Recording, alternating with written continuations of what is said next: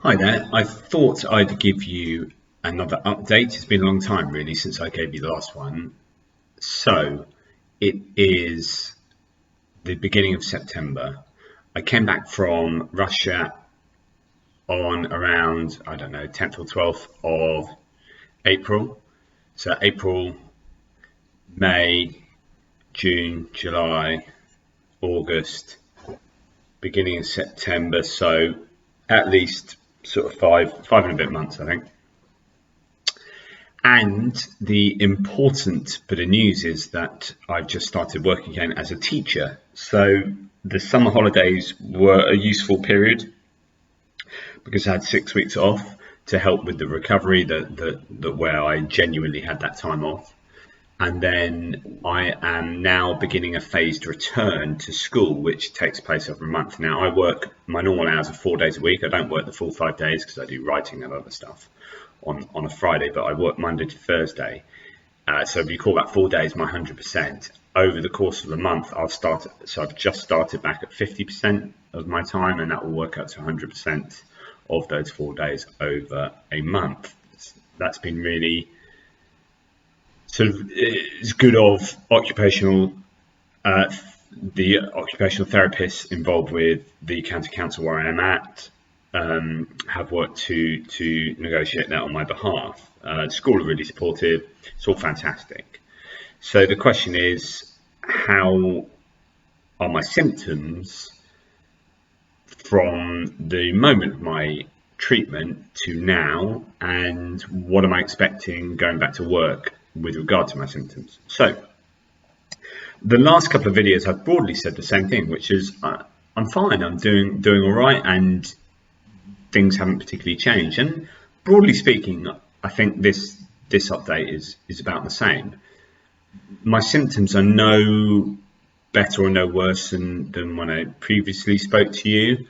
Broadly speaking, I think essentially I'm at least the same, but in most cases better in all my symptoms than before I had my treatment.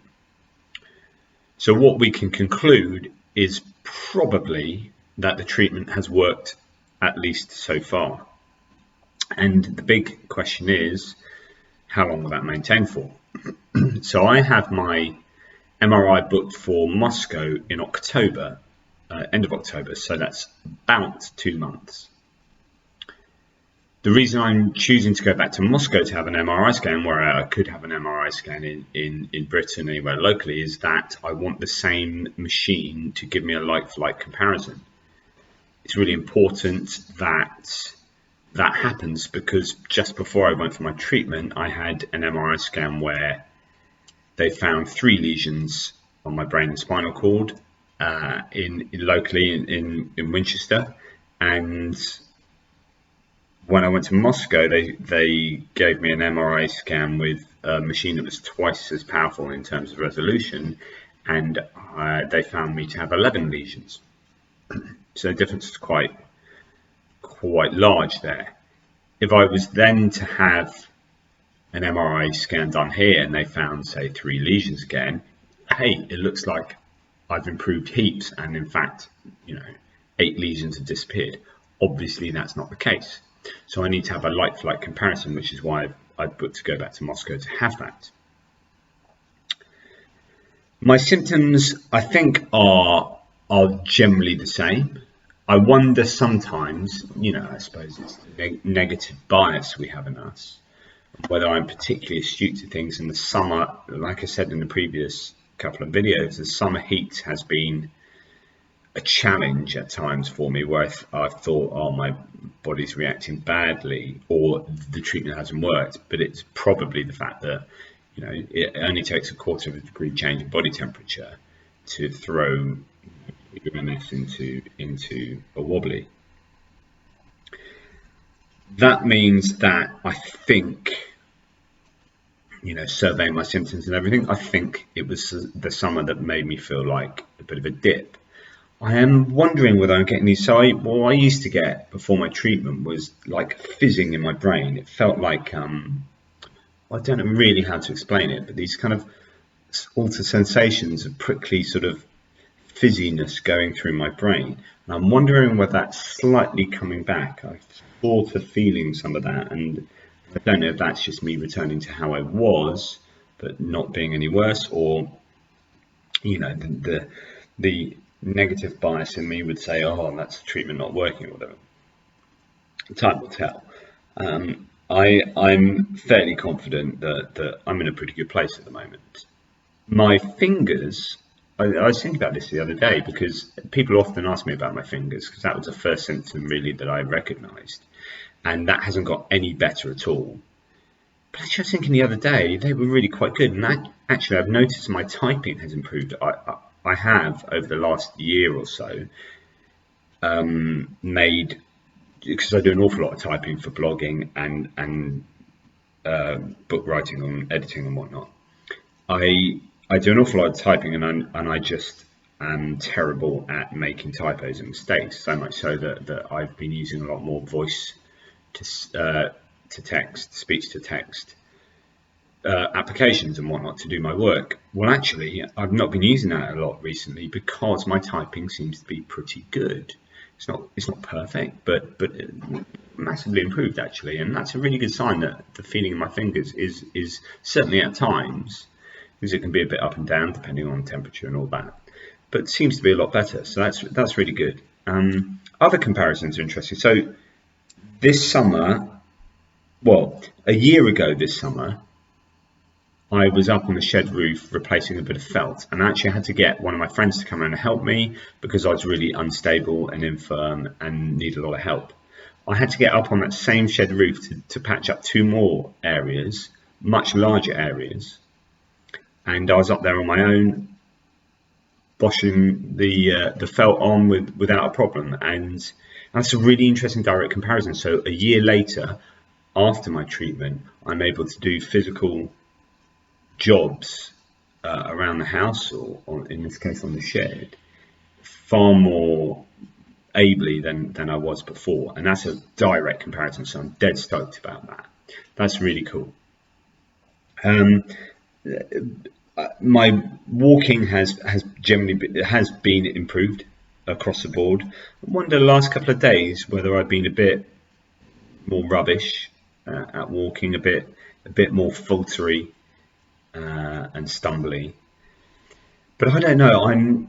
I reckon there's definitely underlying stress going on, because I've gone back to school for the first time in 6 months. I've got a more difficult, challenging sort of working environment this year than previous years, and I think that those stresses are just underlying, they're underwriting everything at the moment, to the point that, so my first day back was a full inset day. That's a training day, so I had a full training day on computing, and that was relatively easy, but quite a long day. And then yesterday I had a half day and came back at lunchtime, got back here, did a bit of computer work, and then at about 2:30, so my boys are at school, my partner's daughter, who's 28, was here as well. I was going to pick up the boys and I was going to go with her. I just went upstairs at 2:30 for a half an hour kip, ready to go and pick the boys up at 3:20, and I fell asleep for an hour and 20 minutes and was woken up by the phone at the school saying, "Where are you? Your boys have been here for 20 minutes. I was like, oh my God. And called downstairs, and Helen's daughter shot off to the school and picked them up. We had our tails between our legs on that one. But what was interesting is that I was just shattered, completely wiped out, and had an hour and 20 minutes kip, and probably could have slept for like hours more. And it just goes to show that going back to work, you think you're all good and fine, and the importance of a phased return, because I would struggle to cope going back for, all day for the days that I work. I would just be exhausted, because I was exhausted after a day and a half, and in a way that I normally wouldn't be.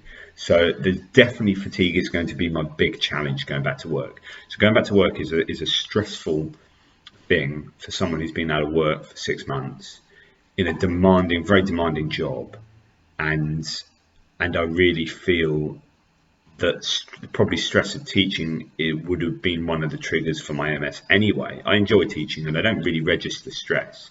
Like, I'm someone that works under stress as just a way of being. I have so many projects on the go. I'm always doing stuff. I've taken all these other things outside in my outside life as well. So if you'd ask me, are you stressed? I'll probably say as much as any other teacher, but actually reality is I've been working at a high stress level for 10 years plus now. And I think that's probably one of the main reasons why my MS was triggered. And so for me, that is the main worry going forward. So I'm going back into that job because, let's face it, I won't be able to get any other job that pays similarly, because, you know, I've worked at this for quite a long time and I've worked up to the position I'm in, and no other school is going to take someone with MS, and no other employer is realistically going to invest in someone with MS. I mean, that's the raw fact, and I understand that. So really, I am, I'd say, stuck in my school and my job. I don't mean it like that, because I enjoy my school and I enjoy my job. But the reality is that's probably where I'm going to have to stay for the foreseeable future. And so I've got a mortgage to pay. I've got to get on with it, but it's probably the wrong job as far as stress is concerned, because, you know, schools really struggle to keep hold of staff at the moment, teachers. The drop-off rate is huge. Retention rates are really poor in teaching because the job has become, you know, that much less enjoyable and far more stressful. So that is going to be my major challenge. It's going to be stress and fatigue. Those are the two things that I will have to very closely monitor and manage. My fatigue is certainly at the forefront of my thinking. I've been on a fatigue management course. I'm going to be doing some more fatigue videos for MS in general. I've done a couple, but yeah, that's where I'm at. And last couple of days as well, you know, my stomach. So one of the things, just before I got my initial MRI back last year to get me diagnosed with MS, one of the things that triggered me getting that done as quickly as possible was the fact that I suddenly lost the ability to feel my tummy, or my torso, and I mean the skin and kind of the organs behind. That sounds a bit weird, but people can roll their tummies, right? You can roll them in and out, can't you? When you sort of, you know, as kids you used to roll your tummy and look as thin as possible and all that stuff. I actually can't do that because all the muscles and organs are like a brick wall, because the signals just don't get there, and I can't roll my tummy.